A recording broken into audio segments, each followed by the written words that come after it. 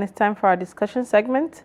Like I said, we'll be doubling back on our conversation on energy generation and the power sector in Nigeria.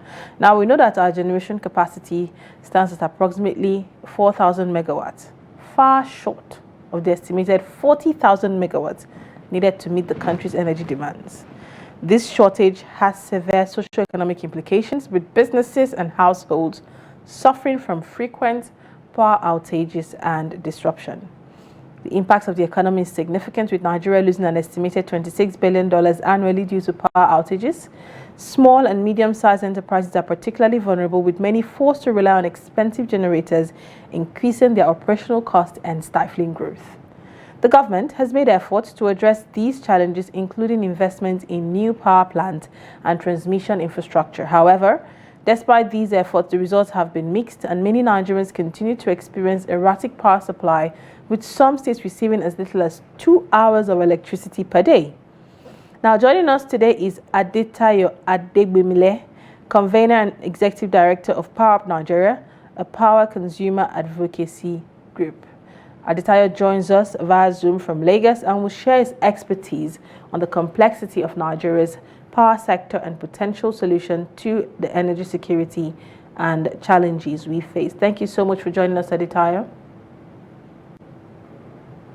Good morning, there in the studio. Good morning. So we're talking about the power sector. What's your take on the current situation of the power sector in Nigeria? Do you think Nigerians are getting the value of what they are paying for?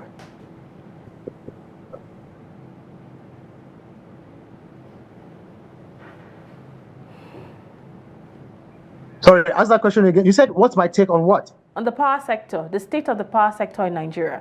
We're asking, and do you think Nigerians are getting the value of what they are paying for in terms of electricity? Well, this is an ongoing conversation, and we've been having it. I mean, even till very late last night, I was still talking to some hierarchies in the regulatory commission, and we've been talking about how the band A tariff system, for instance, has been serious issues. How a lot of complaints from all quarters about the inability of the discos to meet up with the minimum hours as they have said they are going to be given. What are the alternatives that it's available? What are the alternative ways for us to approach the issues? So we've been having all these kind of conversations on and on. So if you ask me what I think about the power sector, I believe that there's still a lot of work to be done, especially to meet the yearnings of Nigerians and to be able to meet up with the requirements of the power sector, especially for it to affect the economy and to have positive effects on the economy. There's still a lot to be done, absolutely. Absolutely. All right. Thank you very much there for that introduction. But let's talk about, you spoke about the different bands. Let's talk about the tariff reforms versus service quality. In your experience, how do you think Nigeria can ensure that the recent tariffs, the band A, band B, and how much people are paying, can translate into tangible, supply of electricity to make people see or get value of what they're paying for? All right. Interestingly, I was on your station last year when this tariff reform thing started, and I recall that it was a very heated conversation on your morning program when I was trying to defend the tariff reforms. One of the reasons, or one of the objectives of the tariff reform, is to ensure that the liquidity in the power sector is improved. That's one of the objectives. Oh, sorry. Are you with me? Okay, good. The frame was freezing. All right. So one of the objectives for that tariff reform was to improve liquidity in the power sector and to reduce commercial losses as much as possible. So it got to a point where government was not able to pay up on the subsidy that they claim that they claim they are paying, and it's seriously affecting or reducing the quality of supply of the power sector. So it was indeed a very much needed tariff reform. But you see, after a year, I believe a review of the success, not just in terms of how much we're able to make more in the power sector now, but in terms of how it affects quality of electricity that gets to Nigerians, and or how effective even the banding system has been. Because there are a lot of challenges along the way. We have challenges with the transmission. We have challenges for the GenCos. We have challenges with even the distribution networks within themselves. So how do we balance all these gears that are supposed to work together to make the movement smooth? How do we balance it? Is where I believe our policymakers should have been able to sit down and come together and come up with reviews of the reforms that we have had. But left to me, one of the things, one commentator said about 2 or 3 days ago when we were talking about it, that over 250 manufacturers recently, just in the last 1 year alone, has left the grid. And this is, for me, one of the major points of concern, because if the heavy users, if the people that are supposed to, that are using it to do manufacturing, to do production, to make money, to run the economy, if they are leaving the grid, what it means is that average consumers will continue, prices for average consumers will continue to increase, and the people that are supposed to absorb, the major part, or to bring the major form, because you as a consumer, I myself as a consumer, how much do I consume in my house? How much can I pay back to the sector, compared to an industry that is using it to manufacture things, using it for their own business, basically. So they're able to sell and bring back money to go and come and further invest in their company. It's somehow, if those people are leaving the sector, then basically what we are saying is that you are going to depend on me or individuals or residentials that are using it for, I'm using it to run my freezer, I'm using it to charge my phone, run AC if there is heat and stuff like that, watch television, watch news. How much do you think I'm going to put back in that sector to make sure that the liquidity system of the sector is maintained? So we are saying that what that tariff reform should have done was to set up a basis. After a year at the minimum, we're able to review what we have done, how much of the liquidity problem that we wanted to resolve by the tariff reform have we been able to resolve, and where are the lapses? Why are the manufacturers going off grid? Recently, I think it was yesterday, report said that over 1.4 trillion was spent last year on alternative energy. Imagine that we have been able to evolve a policy that brings back, even if it's half of that money, back to the national grid. We will not be talking about the naira and kobo that people, like individuals like myself, Adetayo Adegbemle is paying to the sector. We cannot be comparing it to what, over 700 billion that such other, manufacturers are able to bring to the sector.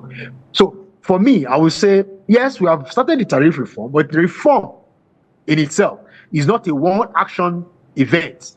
It is, when you do a reform, you do a review of that reform, you evaluate the results, why you did the reform in the first instance, why you put up that policy, you evaluate it as against the results you want, and you set up further mechanisms to make it better.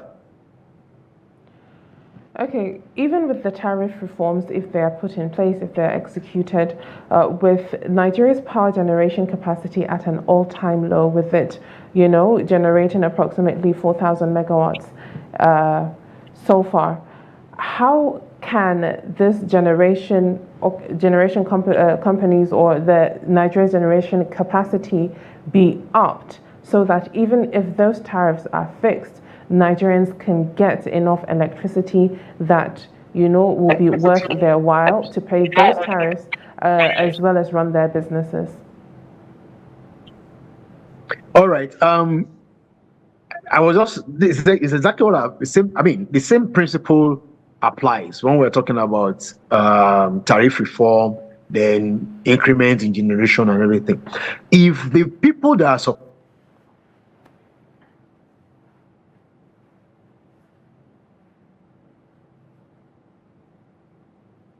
All right. While we wait for him to join, still the issue of network providers still reflects on are we getting the value for our money. Sorry, are you with me? Yes, go ahead. All right. So the same argument also applies here. If the heavy consumers or the people that are, using it for production, right, that can consume heavy energy, heavy power, they can take heavy power from the grid. If they are not there or they keep moving, why are we increasing energy generation?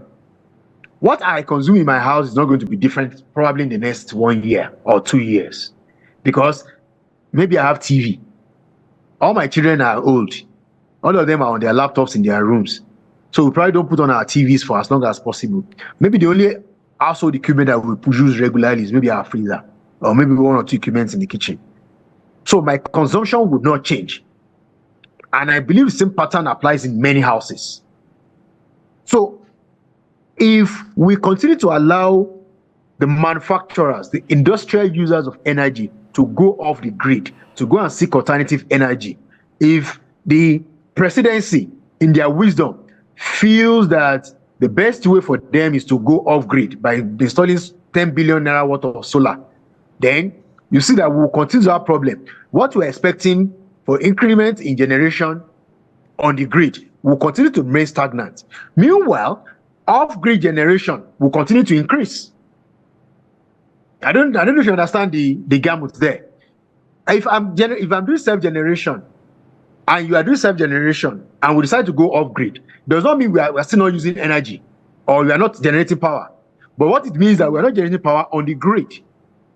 So off-grid generation continues to increase because on-grid, we are not able to come up with policies that encourages people to actually come back to the grid and increase energy uptake on the grid, and eventually reduces the cost of electricity on the national grid. So I'm speaking this to, I hope the minister or any of his people are listening at this moment. I hope the regulators, who interestingly they cannot say they are not aware of this conversation, because we've been having it on and off, on and off, on and off. But for us to have any serious impact, in our energy costs, as in reducing energy tariff bills generally, as in increasing our grid capacity and the wheeling capacity, we need to be able to recall back all these industrial clusters that have left the national grid, that they are on IPPs, that they are doing self-generation. Though it's expensive, but it is more regular and the qualities can be assured, they can maintain their quality. So if we are not able to promise them good tariff on the grid and energy security in terms of quality of supply on the grid, none of them will come back, and we'll continue to see a stagnation on our national grid. All right, let's talk about energy theft and vandalism. We saw the North in darkness for a while back, and one of the major things that were pointed to was vandalism. How people continue to vandalize, electricity wires and overhead wires and necessary, things that are providing electricity or making electricity available. There's also the case of energy theft. So what strategies do you think could be put in place to combat energy theft and vandalism? And would it make any difference to the power sector we're seeing today? You see, sometimes when I think about the challenge that we have in the power sector, I always come back to that point where I say there is no way you are going to remove the broader societal problem we have in Nigeria. You can't isolate the power sector problem from it. Same thing with energy theft. We have people that feel that it's their right, to use electricity without paying for it. We have people that feel that, well, if some people are stealing at whatever level of governance, they can steal at their own level here. So, we have all those layers, of thinking in our society. The same thing goes with the insecurity that we are having, which also leads to vandalism. We need to be able to come together, understand that this is a commonwealth. A tower in Akwa Ibom, if it goes down, affects me in Lagos. If a tower goes down in Portiscom, it is likely to affect me here in Lagos or in Ibadan or in Abeokuta. The moment we start to see such national infrastructure as a commonwealth, I believe that it will reduce attacks on them and it will reduce things like energy theft. So basically, I feel we need to speak to our mentality as Nigerians. We need to speak to our approach to issues as Nigerians. There is something I always believe is missing in Nigeria, which is social justice.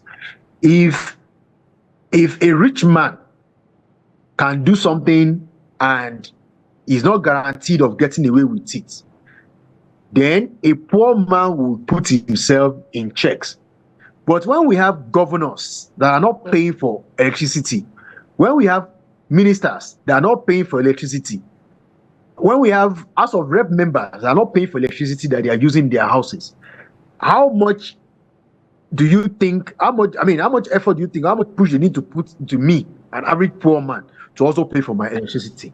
So it's a Nigerian problem, and I believe that poverty also plays a role. I've said two things now: social justice, poverty. They also play a role in how we're able to address such issues as energy theft and vandalism.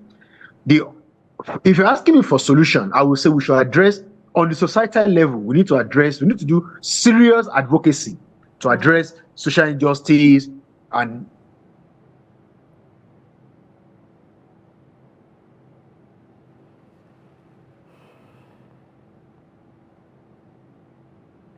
All right. We hope he'll join us back, so we'll continue that conversation. yeah. Okay, go ahead. So on the other hand, we also need to look at how technology, can help us detect energy theft, forestall it, and do whatever. Then on the other hand is justice. I have advocated for energy theft registry before. The same we have sexual offenders registry. If you're a big man and you have been caught, and you know that there's something called energy theft registry, that your name will enter because you have been reported and you have been prosecuted. What it means is that you become a high-risk fellow.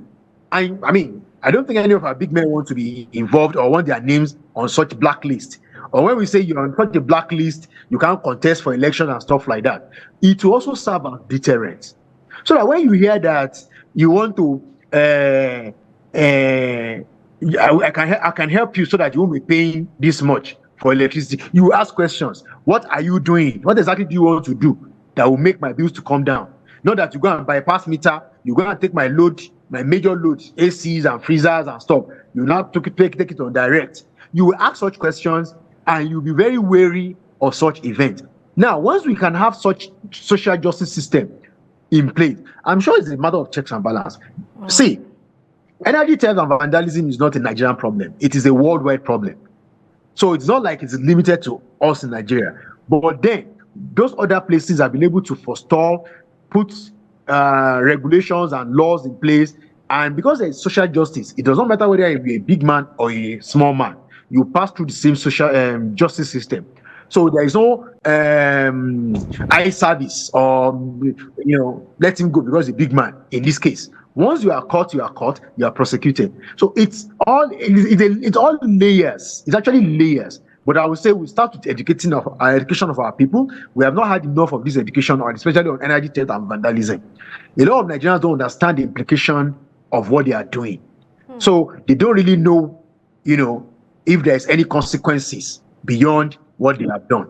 So we need to start by, first of all, educating and trying to change the mentality of Nigerians and to ensure that there is justice after you are, consequences when such other people, such further occurrences now happens. Okay, with the current issues surrounding the power supply, the issues related to it, and with the average Nigerian going through it and seeing other people going and utilizing alternative power supply, are those alternative power supplies the next option for Nigerians due to the fact that those responsible for making sure that there is constant power supply or averagely enough power supply in the country are also making it an option? Is that the only option for the Nigerian alternative power supply? All right. I love the word you used there. You said alternative power supply. So that means there's supposed to have been the main option, right? The main cause, which is the national grid. So when you see people going on alternative power supply, it simply means that the grid has failed. And I've said this thing in quiet over a while. For some time now, and I'm saying I wish the federal government or the presidency, President Bola Ahmed Tinubu, is taking power as seriously as he is taking an issue like tax. Maybe by now we will have been able to have a very viral committee like that will, bring about power sector reform. I can give us a more actionable course, in the power sector to revive the power sector and the national grid especially. It is unfortunate that it can be said that it is unfortunate it's only in Nigeria that we have a lot of people rushing off grid. When I say a lot of people too, our presidency too, the seat of power, is going off grid. For why? Because the grid has not delivered on what it should deliver, on the quality and the pricing, especially the quality of electricity and the price of electricity that it should deliver. In other saying, like we love to say Nigeria, other saying environment, everybody puts all the funding on the grid so that we have a sustainable and a resilient national grid. Then when the national grid is in place, then we can now start talking about, alternative energy is meant for remote projects, remote areas, where the grid cannot easily get to. But now that everybody's going to agree, even within major cities where we have strong grid presence, then we know that definitely the grid has failed. And the kind of urgency that I would have loved the government, to put into resolving that problem, I can't see it. I'm sorry. I've spoken earlier today about the policy that the minister is putting forward. It's unfortunate that we are not seeing traction or any serious course of action, that can even encourage investors to say they want to come into the country. And if also the villa is spending 10 billion, that's about $6 million on trying to go off grid, you can imagine what it means. All this kind of money, the money we spend on REA, personally, I've been saying it before, let's divert half of that money into national grid. The last 10 years plus, I've seen one of the highest investments in our national grid, building of national grid and stuff like that. The money that you have put into building, we are not seeing, how will I put it, the result that speaks to the money that you are spending into the grid.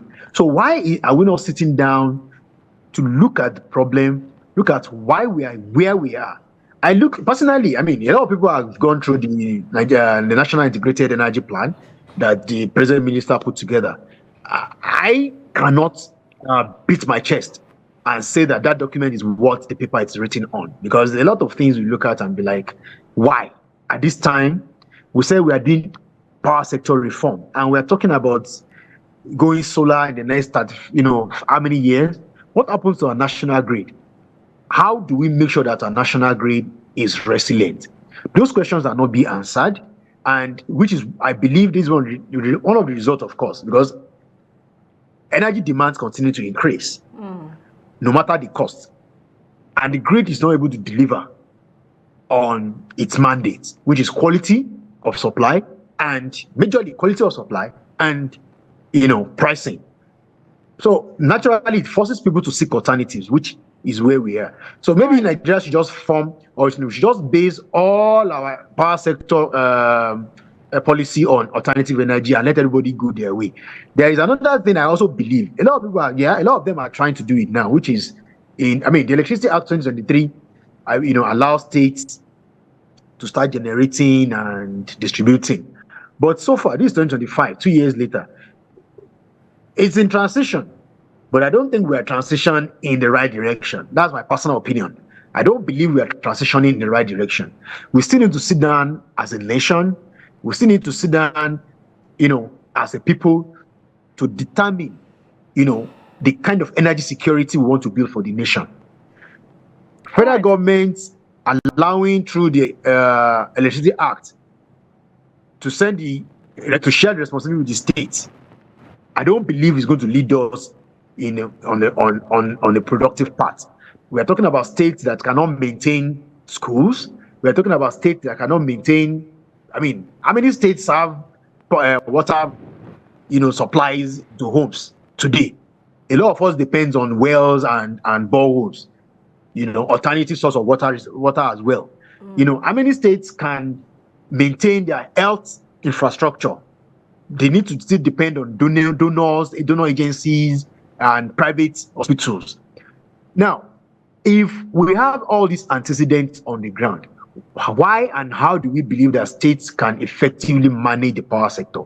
So we need to sit down. The power minister still needs to sit down and ask himself, or we find somebody else that understands what the sector is talking about and how we can actually address all these issues and address it holistically. Unless we sit down as people, as a nation, to answer that question, we will continue to have problems. All right. Thank you, Mr. Adetayo, for that. Now, let's talk about private sector. We agree clearly that lots of investment needs to be put into the power sector. And just like the petroleum sector, we're seeing private individuals tapping in because there is hope and opportunity for a return of investment. It's simple. I'm a business person. I want return of investment. But with how epileptic the power sector has been so far, do you see private participation in the power sector? And what are the chances that they would see a return of investment? Would an adequate amount of private participation improve the power sector just the way we want it to be? You see, when the power sector reform was started way back 2001, right? By the Obasanjo administration, one of the reasons for the power sector reform is that the government cannot continue to fund. It is not a profitable venture for government, but they cannot continue to fund and lose money. So they want to find a way and to bring in private, investors. So which led to the Power Sector Reform, Electric Power Sector Reform Act of 2005, which splits the old NEPA structure into three: generation, which has gone to private investors; transmission, which the federal government is still holding on; then we have distribution, which federal government co-owns with core private investors. So yes, to an extent, we've been able to introduce private investors. But you see, I believe strongly that one of the reasons why we have not been seeing results is because, number one, government interference in the distribution subsector, especially, has been rife. For instance, let me just give a very quick example. One of the basic objectives of the distribution subsector of the power sector is for them to meter consumers. But unfortunately, as we speak today, we still have over 50, close to 60% metering gap, it means that out of every 10 consumers, at least 6 of them don't have meters, whether prepaid or postpaid. They were supposed to have met up with the metering gap within 3 years of taking over the discos. Now, how many years after? About 13 years now, right? Yeah, about 13 years now, 13 years this year. We are still having a situation where the federal government is still funding meter acquisition, taking World Bank loans to buy meters and for to install meters for consumers. Now, it would have been better, right, for the federal government to come up with a policy that ensures that investors can get their money back. There is a path to cost recovery. That's what I use. When an investor sees there's a path to cost recovery, whether it is 18 months, whether it is 6 months, whether it is 3 years, they see that, okay, if I take a loan for the next 5 years, if I can take a single-digit loan for the next 5 years, and this money comes in at this rate, for the next 18 months or for the next 3 years, I can pay that. I'm getting social returns on the investment I've made, and I'm paying it back to whoever is, it will encourage a lot more of other people to come in. One of the conversations I was having recently was on franchising. The idea behind franchising is the discos cannot afford to go everywhere. So why don't you let people that have funds or the technical capacity to also take over those small places? But as we speak today, how many places are under franchised in the country? And I'm asking the people that came up with the regulation. I mean, they said there's a guideline, right? Why are we not really turning to regulation? Because the people that have bought the discos cannot even afford to run the discos themselves. They can't afford to buy meters. They can't afford to buy transformers. How many transformers has an average disco bought in the last 1 year, despite the fact that they are even giving funds to do all these things? Now, if they are not able to do that, why are we still limiting ourselves to those people? Why are we not opening up the sector more by coming up with policies that guarantees investors the funds that they put in the place? For instance, let's see, on the average right now, I will not work with the discos. I try to limit what I do with discos because you cannot have an agreement with any disco that they will pay you in 2 weeks or 1 month and you ever get your money out. It's almost impossible. This is personal experience. But if at the regulatory level, we're able to put all these frameworks in place and say, hey, don't owe anybody beyond a certain amount of time. You have already been given, the capex to do all these installations or infrastructure development. Why are you owing a contractor for more than 3 months for whatever reason? If we have all those things, I mean, we don't need to run. It doesn't have to turn to a fight. I don't need to say because I know somebody in neck, I don't decide to go and report a disco because they are owing me, or because I know somebody in the ministry, I have to go and report. No, if there is a framework that guarantees investors their funds back, there's a framework that says a disco cannot owe a contractor more than so number of months or weeks, depending on the volume of the project and everything, then you will see more investors that will be willing to come in and do investment, and knowing that their investment is guaranteed and there is going to be returns on it within but not that I work for a disco and for 3 years they refuse to pay me. I would not be encouraged to go to further agreement or to further business with any of the discos. But this is the present situation that we have, and these are the things I believe that we should be able to work towards, both at the policy level, at governance, and at the regulatory level, at NEC. All right, finally now, before we let you go, what is the long-term solution? Something that would, make the part in 2 minutes. Just give us a long-term solution to this.